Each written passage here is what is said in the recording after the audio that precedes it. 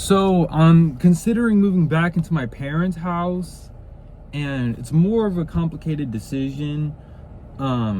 It's really it's a really a complicated decision. It's a hard decision to make, but it's one of those things that would genuinely make my life a good bit easier than it is right now. Before I get into everything, let me start off by saying happy birthday to my boy Brian. Oh my fucking god. Me and my best friend, no, I guess I shouldn't say best friend, but me and my good friend Brian, well, best friend, he really is my best friend. We talk every day. It's crazy. But me and my good friend Brian, we've been friends for about 8 to 10 years now.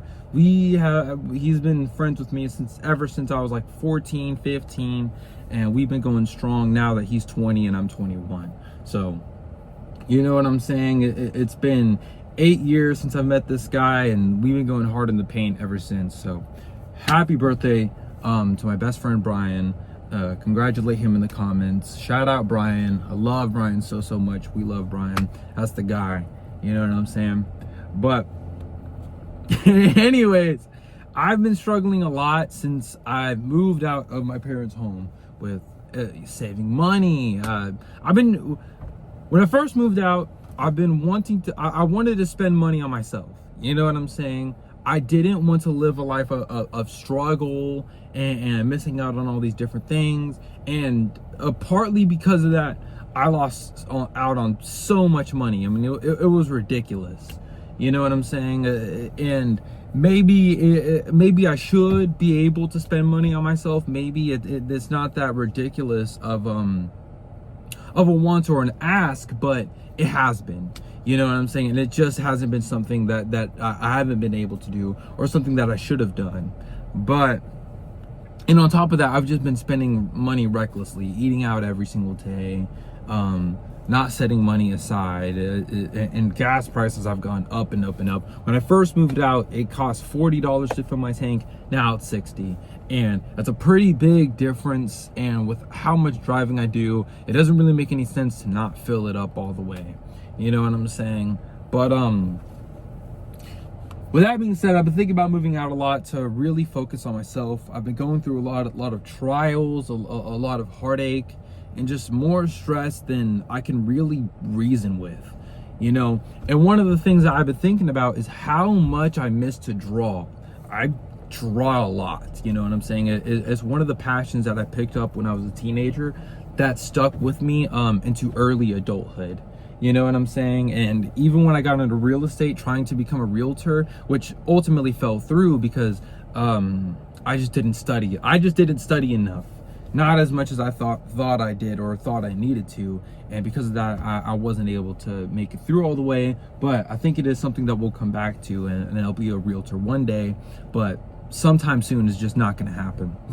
But anyways, what I was saying, to go on and on and on, I used to love to draw. And it's one of the passions of my life that I miss doing. I haven't been able to do a lot. As you know, the name of the channel is Batman MMA, and the nearest MMA gym is an hour out, and I can't make that drive consistently. I can only really, especially with how early but late the gym opens, it's really it's tumultuous for me to make that drive, and I can only do it like maybe a few times a week. You know what I'm saying? It's not a reliable commute at all.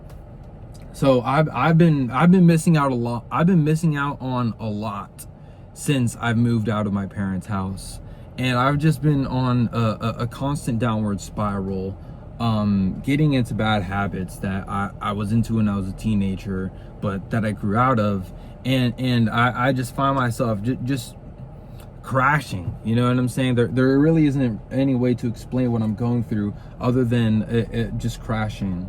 But with that being said, there's something that I really wanted to come on here and talk about, especially. Before I moved out of my parents' house, I started drawing Ghost Rider a little bit. Not a lot, but a little bit.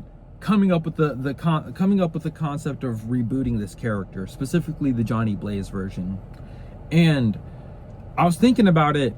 If I were to move out and go back to my parents' house, which I'm not 100% set on it, but it's looking like it just makes sense I think it's good for me. It'll be better, it'll be easier to get my money up. I'll be able to get it up faster, and I'll be able to put more aside and save up more. It just makes sense, you know, to move back into my parents' house, at least right now in this point in my life. But I was thinking about it, if I were to move back into my parents' house, you know what would be the first thing I'd do is I would make a Ghost Rider comic book. That would be the first thing I would do. The first thing I would do is write a Ghost Rider comic book. And I've been thinking about it all morning about how I would rewrite Johnny Blaze's character. I think what people forget about the most when talking about Ghost Rider is that Ghost Rider's stories, or Ghost Rider's most prominent stories, are love stories. You know what I'm saying? The Ghost Rider, when he is written at his best, is a character revolved around love. He's a Romeo and Juliet type of character. He's a romance character. You know what I'm saying? I think when we talk about Ghost Rider, we either get caught up on nonsensical cool stuff, or Nicolas Cage's over dramatization of the character, or we get caught up on this anti-hero kind of hero, supernatural bullshit, which is crucial to the character, but is not what makes the character so well written. What makes the character so well written is the fact that it has everything to do with Johnny Blaze and the personal struggles of the man behind the skeleton. You know, that doesn't make any sense out of context. Oh my God. Imagine saying that out loud. The man behind the skeleton, the flesh behind the skeleton, the guy behind the skeleton. That doesn't even, what? It only makes sense for Ghost Rider. I just said it out loud. That sounded so stupid out loud, but it's true that he is a man behind a skeleton at the end of the day, because whenever he transforms and becomes Ghost Rider, he becomes a skeleton on fire. It only makes sense for Ghost Rider. But anyways, what I was saying is what makes Ghost Rider so compelling is the fact that he's a love interest, and it has everything to do with the heart of Johnny Blaze. You know, his relationship with his father, losing his father, the relationship with his girlfriend whom he wants to spend eternity with, but has a hard time getting with and staying with due to the fact that he's cursed with being the spirit of vengeance. You know what I'm saying? There is no life of peace and comfort for Johnny Blaze because he's the spirit of, he's Ghost Rider. You know what I'm saying? And while it's the coolest thing ever, it comes with a lot of responsibility and torturous themes. So I think there's so much that you can do with this character, and I don't think he's modernized at all. I don't think there is a current public audience for this character that stands tall. And so one thing that I really want to do, and also before I move on to my next point and what I want to do with this character, I don't think there's a consistent version of the character. I think when you look at Ghost Rider and you try to go through Ghost Rider comics, there isn't a consistent portrayal of the character that goes on through the span of comic book ages. Whenever you look at a character like Batman, Spider-Man, Wolverine, Hulk, you get consistent personalities, consistent moral values and traits, and a character that perhaps doesn't remain the same, but a character that's constant, a character that's constant with changes that make sense. You know what I'm saying? When you look at Ghost Rider, he's this guy, he's that guy, he acts like this and he acts like that. There's this portrayal and there's that portrayal, there's this iteration, then there's that iteration. There is not a consistent theme or character in Ghost Rider that has remained constant throughout the years. And so that was one thing I wanted, and that was one thing that I've wanted to do with the character, is give him a personality. Put a real man, a real three-dimensional character behind this idea of Ghost Rider, behind this identity of Ghost Rider, and flesh it out throughout the comic line. That's always been something that I wanted to do with Ghost Rider. Hold on, give me a second. Sorry about that, we're back. So yeah, I think Ghost Rider is an incredibly interesting character due to Johnny Blaze, due to the suffering, the turmoil and troubles that the character endures. And I think it would be super exciting to write a comic book around this character due to the fact that he doesn't have a consistent iteration or caricature. You know what I'm saying? So that's something that I always wanted to do. And the way that I would write Johnny Storm is I would strip him down completely. No more girlfriend, no consistent job, struggling, you know what I'm saying? Maybe not struggling to keep rent, maybe not struggling to keep a roof over his head and food and you know, replenishing himself, but I would write him in a way where he just is kind of giving up on life. And he's going, and not only is he going through it and is at a point of his life where he's struggling to hold on, but I also want to develop a complicated relationship between him and his father and elaborate on it further and write it so he's working through write it so he's working through these difficulties as he's going on through life. And of course, the point of the story would be not only Johnny Blaze suffering and picking himself up little by little and working through the grief of losing his father and everything that comes with that, while having a complicated relationship with his father, but also writing it so he finds love again and becomes an actual superhero instead of being an anti-hero who goes around killing this guy, that guy, this guy. I want to write it so he's actually an ultimate force for good and turns the curse that he was given into a blessing and a pillar for him to stand on. And I think that that's far more interesting and makes it so you could do an infinite amount of things with this character while also keeping the integrity and core themes of the character. So that would be how I would start off with Ghost Rider. That would be how I would approach writing a comic book for this character, and that would be the first thing I do if I moved out, is write a Ghost Rider comic book. I've literally been thinking about it all day. It's like I've been thinking about moving back into my parents' house for like maybe a couple weeks now, but thinking about what I would do when I get back home, it's like, or get there, it's like that would be what I would do. That would be so freaking cool. That's one of the things that I can't do while I'm here struggling, stressing, and being worried about everything. And that would just be the coolest freaking thing to do. You know what I'm saying? That would just be awesome. So to cut in here, I don't know if this is going to be abrupt or awkward or not. Another comic book idea I wanted to do and write was a 19-year-old Batman.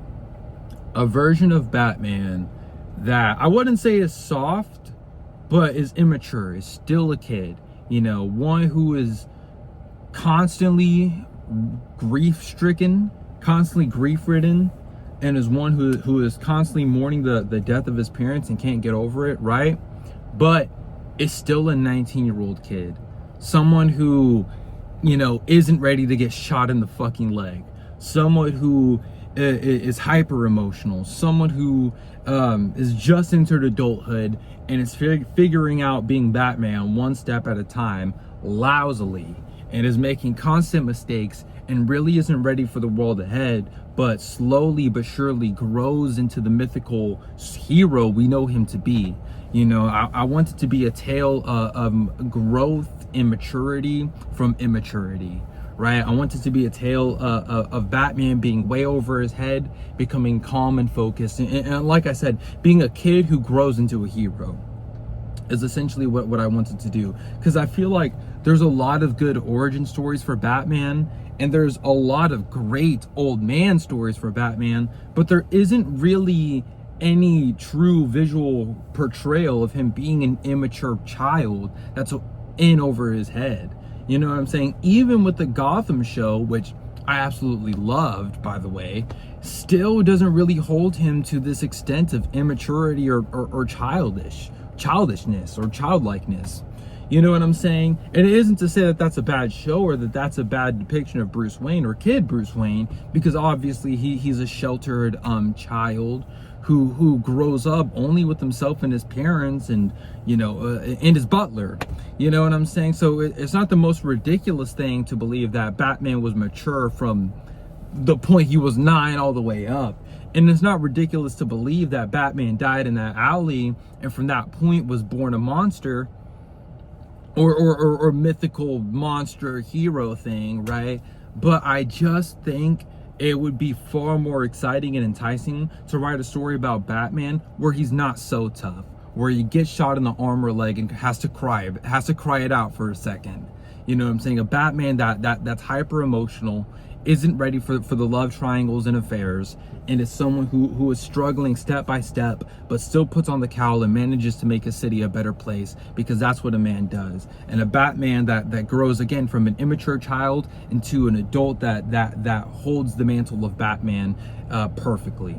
You know what I'm saying? I think that would be an incredibly exciting and new inventive way to write the character, and that's something that I've been wanting to do for a long time, and I think it would just be fun.